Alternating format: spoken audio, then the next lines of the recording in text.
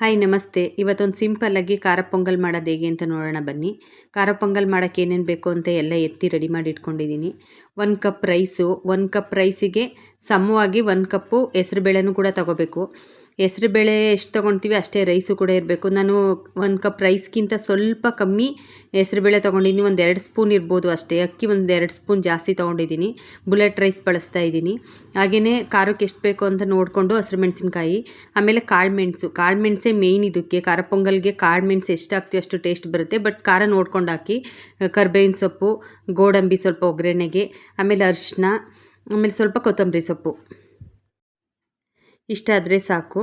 Next ಒಂದು cooker ತೊಗೊಂಡು ಕುಕ್ಕರಿಗೆ ಅಕ್ಕಿ ಮತ್ತು ಹೆಸರುಬೇಳೆನ ಒಟ್ಟಿಗೆ ಹಾಕಿ ತೊಳ್ಕೊಳ್ಳೋಣ. ಬೇರೆ ಬೇರೆನೂ ತೊಳ್ಕೊಬೋದು, ಬಟ್ ನಾನು ಒಟ್ಟಿಗೆ ಹಾಕಿ ತೊಳ್ಕೊತಾ ಇದ್ದೀನಿ. ನೀವೇನಾದರೂ ಸ್ವಲ್ಪ ಕ್ವಾಂಟಿಟಿ ಜಾಸ್ತಿ ಮಾಡ್ತಾಯಿದ್ದೀರಾ ಅಂದರೆ 2 ಕಪ್ ಹೆಸರುಬೇಳೆ 2 ಕಪ್ ಅಕ್ಕಿ ತೊಗೋಬೋದು. ನನಗೆ ಸ್ವಲ್ಪ ಸಾಕು. ಇದೇ ತುಂಬ ಜಾಸ್ತಿ ಆಗುತ್ತೆ ಆ್ಯಕ್ಚುಲಿ ಹೇಳಬೇಕು ಅಂದರೆ. ಇದೇ ಒಂದು 3 ಜನ 4 ಜನ ತಿನ್ಬೋದು, ಅಷ್ಟು ಆಗುತ್ತೆ. ಹಂಗಾಗಿ ಸ್ವಲ್ಪ ಜಾಸ್ತಿ ಬೇಕು ಅಂದರೆ 2 ಕಪ್ ಹೆಸರುಬೇಳೆ 2 ಕಪ್ಪು ಅಕ್ಕಿ ತೊಗೊಂಡು 4 ಕಪ್ ಮಾಡ್ಬೋದು. ಇಲ್ಲ ಇನ್ನೂ ಕಮ್ಮಿ ಬೇಕು ಅಂದರೆ ಇನ್ನೂ ಒಂದು ಅರ್ಧ ಕಪ್ ತೊಗೊಂಡ್ರೂ ಆಗುತ್ತೆ. ಅದೆಲ್ಲ ತೊಳ್ಕೊಂಡು ರೆಡಿ ಮಾಡಿ ಇಟ್ಕೊಂಡು, ನಾವು 2 ಕಪ್ ಏನು ತೊಗೊಂಡಿದ್ದೀವಲ್ವ, ಟೋಟಲ್ 1 ಕಪ್ ಅಕ್ಕಿ 1 ಕಪ್ಪು ಹೆಸರುಬೇಳೆ, ಅದಕ್ಕೆ ತಕ್ಕನಂಗೆ 4 ಪಟ್ಟು ನೀರು ಹಾಕಬೇಕು. ಆಮೇಲೆ ರುಚಿಗೆ ಎಷ್ಟು ಬೇಕಷ್ಟು ಉಪ್ಪು, ಅರಿಶಿನ ಸ್ವಲ್ಪ ಮಿಸ್ ಆಗಿದೆ, ಸಾರಿ. ಆಮೇಲೆ ಹಾಕಿ ಎಲ್ಲ ಒಂದು ಸೌಟಲ್ಲಿ ಎಲ್ಲನೂ ನೀಟಾಗಿ ಮಿಕ್ಸ್ ಮಾಡಿ ಮುಚ್ಚಳ ಮುಚ್ಚಿ ವಿಷಲ್ ಹಾಕಿ ಸ್ಟವ್ ಹಚ್ಚಿ ಇಡೋಣ. ವಿಷಲ್ ತುಂಬ ಏನು ಒಂದು 10 ಆ ಥರ ಎಲ್ಲ ಬರ್ಸೋದು ಬೇಡ. ಒಂದು 3ರಿಂದ 4 ಬಂದರೆ ಸಾಕು. ಅಷ್ಟಕ್ಕೇ ಹೆಸರುಬೇಳೆ ಮತ್ತು ಅಕ್ಕಿ ಎರಡೂ ಕೂಡ ಬೆಂದೋಗುತ್ತೆ. ಹಾಗೆ ಇನ್ನೊಂದು ಸೈಡು ಅದು ವಿಷಲ್ ಬರೋ ಅಷ್ಟರಲ್ಲಿ ಹಸಿರು ಮೆಣಸಿನ್ಕಾಯಿ ಮತ್ತು ಕೊತ್ತಂಬರಿ ಸೊಪ್ಪನ್ನ ಹೆಚ್ಚಿ ಇಟ್ಕೊಳ್ಳೋಣ. ಹಸಿರು ಮೆಣಸಿನ್ಕಾಯಿ 2 ಹೋಳು ಥರ ಸೀಡಿ ಇಟ್ಕೊಂಡ್ರೆ ಸಾಕು. ಸ್ವಲ್ಪ ಕೊತ್ತಂಬರಿ ಸೊಪ್ಪು ಸ್ವಲ್ಪ ಮಾತ್ರ ಸಣ್ಣಗೆ ಹೆಚ್ಚಿಟ್ಕೊಳ್ಳೋಣ.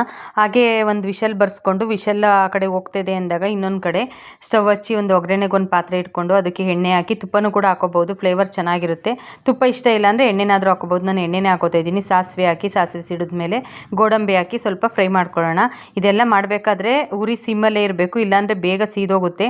ಆಮೇಲೆ ಗೋಡಂಬಿ ಸ್ವಲ್ಪ ಫ್ರೈ ಆಗ್ತಿದೆ ಅಂತ ಅಂದಾಗ ಕರ್ಬೇವಿನ ಸೊಪ್ಪು ಹಾಕಿ, ಆಮೇಲೆ ಕಾಳು ಮೆಣಸು ಏನು ಇಟ್ಕೊಂಡಿದ್ವಿ ಅದನ್ನು ಹಾಕಿ ಫ್ರೈ ಮಾಡ್ಕೊಳ್ಳೋಣ.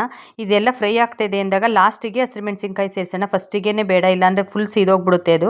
ಆಮೇಲೆ ವಿಷಲ್ ಹೋಗಿದೆಯಾ ಅಂತ ನೋಡಿ, ವಿಷಲ್ ಹೋಗಿದ್ರೆ ಅದನ್ನು ತೆಗೆದು ಸ್ವಲ್ಪ ಸ್ನ್ಯಾಶ್ ಮಾಡಬೇಕು ಅದನ್ನು. ಹಾಗಾಗಿ ವಿಷಲ್ ತೆಗೆದು ಇಟ್ಕೊಳ್ಳೋಣ.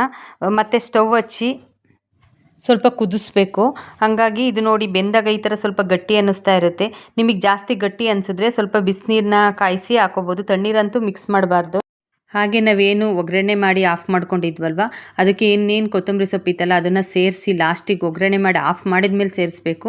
ಸೇರಿಸಿ ಸ್ವಲ್ಪ ಮಿಕ್ಸ್ ಮಾಡಿ ಇಟ್ಕೊಂಡು ನಾನು ಒಂದು ಸೈಡು ಬಿಸಿನೀರನ್ನ ಕಾಯಿಸಿ ಇಟ್ಕೊಂಡಿದ್ದೆ, ಅದನ್ನು ಕೂಡ ಹಾಕಿ ಮಿಕ್ಸ್ ಮಾಡ್ಕೋತಾ ಇದ್ದೀನಿ. ಅದು ಚೆನ್ನಾಗಿ ಮಿಕ್ಸ್ ಆಗಬೇಕು.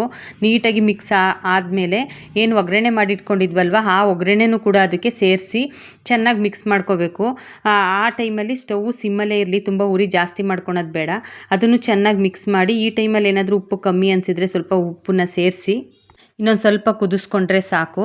ಖಾರ ಪೊಂಗಲ್ ರೆಡಿಯಾಗುತ್ತೆ. ಟೇಸ್ಟ್ ಅಂತೂ ತುಂಬ ಚೆನ್ನಾಗಿರುತ್ತೆ. ನೀವೊಂದ್ಸಲ ಮನೇಲಿ ಟ್ರೈ ಮಾಡಿ. Thank you for watching. Take care. Bye.